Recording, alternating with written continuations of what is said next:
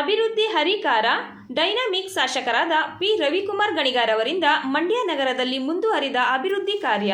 ಮಂಡ್ಯ ನಗರದ ಶಂಕರನಗರ ಬಾಲಕಿಯರ ವಿದ್ಯಾರ್ಥಿ ನಿಲಯದ ಆವರಣದಲ್ಲಿ ಕರ್ನಾಟಕ ಸರ್ಕಾರ ಲೋಕೋಪಯೋಗಿ ಇಲಾಖೆ ವತಿಯಿಂದ 4 ಕೋಟಿ ವೆಚ್ಚದ ಮೆಟ್ರಿಕ್ ನಂತರದ ಬಾಲಕಿಯರ ವಿದ್ಯಾರ್ಥಿ ನಿಲಯದ ಕಟ್ಟಡ ಕಾಮಗಾರಿಗೆ ಗುದ್ದಲಿ ಪೂಜೆ ನೆರವೇರಿಸಿದ ಶಾಸಕರಾದ ಪಿ ರವಿಕುಮಾರ್ ಗಣಿಗಾರ್ ಅವರು. ಈ ಸಂದರ್ಭದಲ್ಲಿ ಲೋಕೋಪಯೋಗಿ ಸಹಾಯಕ ಕಾರ್ಯಪಾಲಕ ಇಂಜಿನಿಯರ್ ಸಂತೋಷ್ ರವರು, ಗುತ್ತಿಗೆದಾರರಾದ ಚೇತನ್ ರವರು, ಹೊಸಹಳ್ಳಿ ಶೇಖರ್ ರವರು, ನಾಗರಾಜ್ ರವರು ಸೇರಿದಂತೆ ಇತರರು ಉಪಸ್ಥಿತರಿದ್ದರು.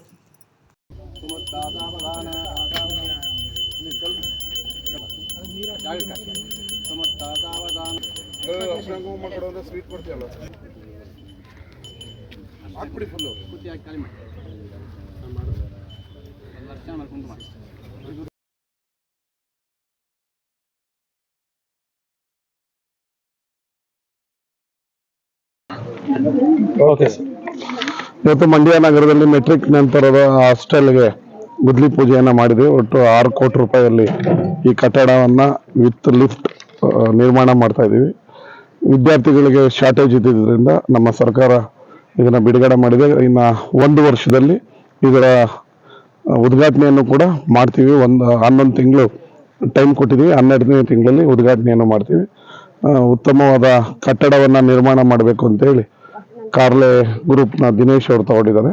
ಶೀಘ್ರದಲ್ಲೇ ಅದನ್ನು ಕೂಡ ಮುಗಿಸ್ತೀವಿ. ಪೊಲೀಸ್ ಕಲ್ವನಿ ಬಾಲಕಿಯರ ಇದರಲ್ಲಿ